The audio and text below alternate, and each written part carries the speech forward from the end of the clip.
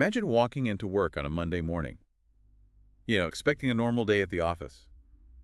You grab a cup of coffee, settle in, and then, Fuck. oh, chaos erupts. Urgent messages are coming in. System alerts are blaring. Someone's trying to steal $1 billion from your bank. Not millions. $1 billion. And you're right in the middle of it. That's exactly what happened at the Bangladesh bank in 2016. And the culprits. Not your average bank robbers, Yes. North Korean hackers. So let's unpack this. It's February 2016. We're in Dhaka, Bangladesh. Yeah. At the Bangladesh bank. It's a Saturday. And the duty manager, a man named Zubair Bedhuda, is probably looking forward to his weekend. But then he stumbles upon a series of urgent messages. These weren't just any messages. These are from the Federal Reserve Bank of New York, Oh, wow. where Bangladesh Bank kept a significant portion of its foreign currency reserves. And they were flagging a series of suspicious transfer requests. Suspicious is an understatement. The hackers were attempting to transfer nearly $1 billion, $951 million to be exact, to accounts scattered across the globe. Had they succeeded, it would have gone down as one of the largest bank heists in history. It sounds like a movie plot. It really does. It's a fascinating case study in how cyber criminals can exploit vulnerabilities in seemingly secure systems. What's even more intriguing is the timing. Okay. The hackers specifically chose a weekend, knowing that the Federal Reserve would be closed, giving them a crucial window of opportunity. Before anyone could raise the alarm. Exactly. It sounds like these hackers were incredibly sophisticated. I mean, they knew exactly when to strike and where to target. Did they have inside help? That's a question investigators have grappled with. While there's no concrete evidence of direct inside assistance, the hackers had a deep understanding of the bank's systems, its protocols, and even the SWIFT network, the global messaging system used by banks to transfer money across borders. Wow. So their knowledge was extensive. Okay. So they had the knowledge and the timing. But how did they even get into the Bangladesh bank system in the first place? Like many cyber attacks, it likely started with something seemingly innocuous, a phishing email. One employee may have clicked on a malicious link, unknowingly giving the hackers a foothold into the bank's network. So one wrong click. And potentially millions, or in this case, billions of dollars are at risk. It's a stark reminder of how vulnerable we all are in this digital age. Absolutely. But let's get back to the story. They're in the system. They've initiated the transfers. What happens next? Well, remember that faulty printer. Yes. It turns out to be a crucial piece of the puzzle. The hackers had instructed the bank to disable the printer likely to cover their tracks, but the printer malfunctioned, spitting out those urgent messages from the Fed alerting Benhuda to the unfolding heist. Talk about a stroke of luck. Had that printer not malfunctioned, who knows what would have happened. They might have gotten away with the whole thing. But even with the alert, they were still racing against time to stop those transfers. Absolutely. And this is where we start to see the hackers' meticulous planning begin to unravel. They had set up accounts at a bank in the Philippines to receive the stolen funds, specifically targeting a branch on Jupiter Street in Manila. Why the Philippines? Seems like a random choice. It wasn't random at all. The hackers were banking on the fact that Monday, February 8th was the start of the Lunar New Year, a major holiday in the Philippines, and across much of Asia banks would be closed. Ah, I see. And the hackers hoped this would buy them even more time. So they were trying to exploit the holiday to create even more confusion and delay any potential response.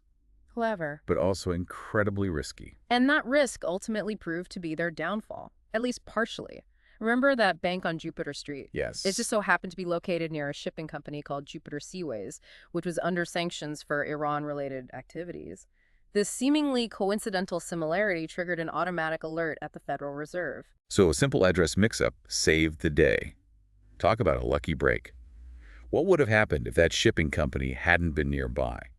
It's almost like something out of a movie, a billion-dollar heist foiled by a cosmic coincidence. It's certainly a remarkable twist. And it underscores the complex interplay of factors, human error, technological vulnerabilities, and even sheer luck that often determine the outcome of these high-stakes cyber battles. But unfortunately for Bangladesh Bank, the story doesn't end there. While the alert prevented the majority of the funds from being transferred, 5 transactions did manage to slip through the net. 5 transactions. How much are we talking about? It's got to be a significant amount, even if it's a fraction of the original billion. We're talking about $101 million, still an enormous sum. And this is where our deep dive takes us into the murky world of money laundering, shadowy figures, and high-stakes gambling. Okay, this is where it gets really interesting. We've got $101 million stolen, and now the hackers need to make it disappear. So where does the money trail lead us next? That's what we'll uncover when we continue our deep dive. That's good. I'm ready. Stay with us. We're back and on the trail of those missing millions. Last we left off, the hackers had managed to transfer $101 million, despite that close call with the Jupiter Street connection. Right. And remember, a significant chunk of that money, $20 million, was actually accidentally sent to a Sri Lankan charity What? because the hackers misspelled the name in the transfer instructions. Wow, a $20 million typo. Hmm. Talk about a costly mistake. So the charity realized what was going on and returned the money. Exactly. A bank employee in Sri Lanka noticed the unusual transaction, flagged it, and the money was sent back to Bangladesh Bank. It's almost comical, this massive cyber heist involving sophisticated hackers and international intrigue, partially foiled by a simple spelling error. It just goes to show that even the most elaborate plans can be derailed by the smallest details, but that still leaves $81 million unaccounted for. So where did it end up? This is where the money trail takes a fascinating turn, leading us to the Philippines, and a network of individuals seemingly caught in the crosshairs of this international scheme. Okay, let's dive into that. So the money's in the Philippines. Who's pulling the strings on that end? Remember those accounts set up at the bank on Jupiter Street? Yes. Well, the person responsible for those was a bank manager named Maya Santos de Guido. She had used fake IDs to create these accounts, seemingly paving the way for the stolen funds to be moved and laundered. So DeGito was in on the heist. Was she a willing accomplice, or was she coerced? That's a question that remains shrouded in mystery and speculation. DeGito has maintained her innocence, claiming she was unaware of the true nature of the transactions and was merely following instructions from her superiors. However, investigators have pointed to inconsistencies in her story and evidence suggesting she may have benefited financially from the scheme. Some have even suggested she may have been threatened or coerced into cooperating. It's a chilling thought. Being caught up in a web of international intrigue and forced to cooperate with criminals out of fear for your safety or the safety of your loved ones. Absolutely. It highlights the human cost of these cyber heists, often extending far beyond the immediate financial losses. But let's follow the money. On that fateful Monday, February 8th Lunar New Year, as pressure mounted from both Bangladeshi and U.S. authorities, DeGito transferred the $81 million to a money changer in Manila. A money changer. It seems like a risky move going through such a public and potentially traceable channel. You would think so, but money changers are a common feature in many parts of Asia, particularly in areas with a large informal economy. They provide a way to quickly and discreetly convert currencies, often with fewer regulations and oversight than traditional banks. So the money gets converted into Philippine pesos. What happens next? At this point, the money trail takes on an almost cinematic quality. Two groups, primarily Chinese nationals, arrive at the money changer with a truck. One individual, believed to be a North Korean operative, takes $31 million and disappears on a private jet. Poof, gone without a trace. Wait, what? Just like that. $31 million vanishes into thin air. It's like something out of a spy movie. It sounds like they had an elaborate escape route planned all along. It certainly seems that way. This disappearance points to a level of sophistication and pre-planning that goes beyond a simple cyber heist. It suggests a network of individuals potentially spanning multiple countries working in concert to move and conceal the stolen funds. Okay, so $31 million is gone, probably on its way back to North Korea or some other hidden location. What about the remaining $50 million? That's where our deep dive takes us into the glitzy, high-stakes world of casinos, specifically the Solaire Resort and Casino in Manila. Remember, it's Lunar New Year, a time when casinos are buzzing with activity, a perfect cover for moving large sums of money without attracting too much attention. So they're using the casino to launder the money. But how does that even work? It's not like you can just walk in with a suitcase full of cash and say, hey, make this disappear. You'd be surprised. While casinos have strict regulations in many parts of the world at the time in the Philippines, the rules were a bit more relaxed, particularly when it came to high rollers. The process itself is relatively simple. You deposit the money, convert it into chips, play for a while, win or lose, then cash out. On paper, your winnings appear legitimate, effectively obscuring the origins of the funds. It's a clever way to make dirty money look clean. But were they actually trying to win big at the casino, or was it purely about moving the money? That's a great question, and it gets to the heart of how money laundering often works. The goal isn't necessarily to win, it's to create a plausible explanation for where the money came from. The North Koreans likely factored in some losses, knowing that even if they only retained a portion of the money, it was still a significant win. So they're playing the long game, willing to lose some to ultimately win more. Yeah. But how did they even get the money into the casino in the first place? Surely they weren't walking around with duffel bags full of cash. That's where we encounter another intriguing character in this story. Kim Wong, a Chinese national who ran a gaming junket operation out of Macau. Junkets are essentially organized trips for high rollers, often involving private jets, luxury accommodations, and of course access to high-stakes gambling tables. Wong was well connected in the Philippines and the perfect person to facilitate this casino scheme. Okay, so Wong brings in the players, and the money gets laundered through the casino. Case closed, right? Not quite. There's a twist, and it involves the gamblers themselves. According to eyewitness accounts, these weren't your typical high rollers flashing cash and living the lavish casino lifestyle. They were described as being rather ordinary, almost sloppily dressed, and surprisingly bored. Bored. Well, gambling with millions of dollars. That's bizarre. What game were they even playing? Baccarat. It's a simple card game purely based on chance, very popular in Asia. You simply bet on whether the player or the banker hand will win. No real skill involved. It seems the North Koreans weren't interested in the thrill of the game. They were simply going through the motions, trying to make the money look legitimate. So they were just cogs in the machine, following orders, playing their part in this elaborate money laundering operation. But what happened to them? Did they get away with it? That's what we'll explore when we continue our deep dive into this fascinating case. We left off with these seemingly bored gamblers playing baccarat with millions of dollars, trying to make stolen money look like casino winnings. Hmm. It's a crazy scene to imagine. Hmm.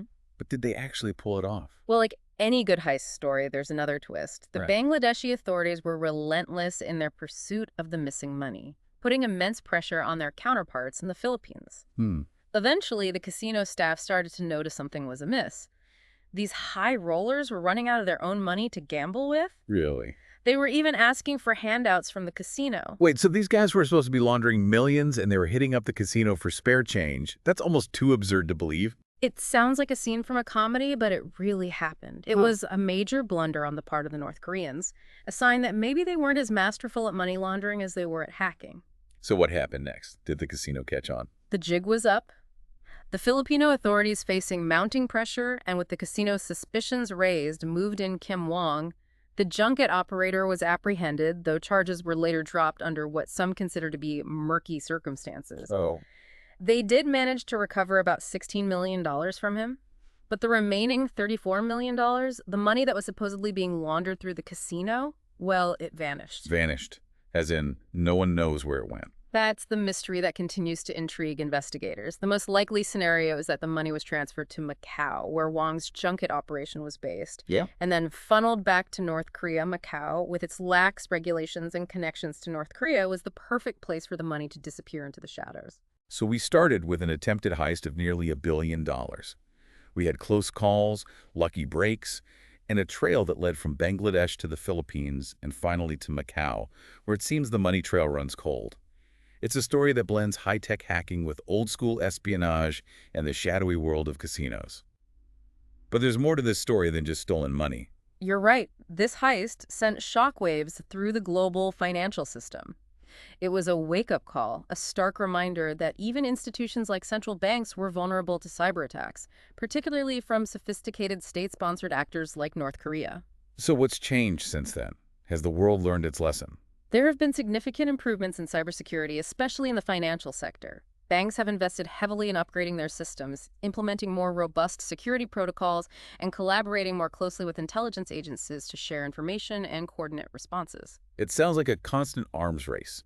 The hackers developing new techniques, and the banks trying to stay one step ahead. Exactly. And it's not just about technology.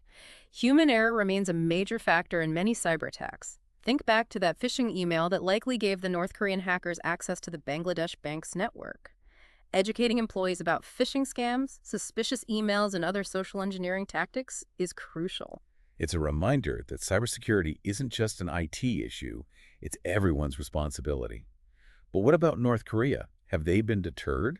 Or are they still actively involved in cybercrime? Unfortunately, North Korea hasn't backed down. Cybercrime has become a vital source of revenue for them, a way to circumvent international sanctions and fund their regime, especially their military ambitions. They've continued to refine their techniques, targeting cryptocurrency exchanges, online gambling platforms, and even recruiting unsuspecting individuals for remote IT jobs to gain access to sensitive data.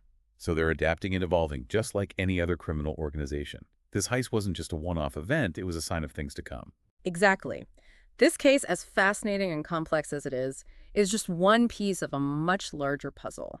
It highlights the evolving nature of cyber threats, the blurred lines between crime and espionage, and the challenges we face in safeguarding our increasingly interconnected world. We've journeyed from the heart of Bangladesh's financial system to the bustling streets of Manila and the shadowy casinos of Macau, uncovering a tale of audacious hacking, intricate money laundering, and geopolitical intrigue. It's a story that raises more questions than it answers, but that's the nature of a deep dive. It leaves us with a sense of wonder, a thirst for knowledge, and a renewed appreciation for the interconnectedness and vulnerability of our world. So to our listeners, we leave you with this. What other seemingly ordinary events might be concealing elaborate operations hidden in plain sight? And what role will you play in safeguarding our digital future? Keep those questions in mind, stay curious, and as always, thanks for joining us on the Deep Dive. Don't forget to subscribe for more explorations into the unexpected and fascinating corners of our world.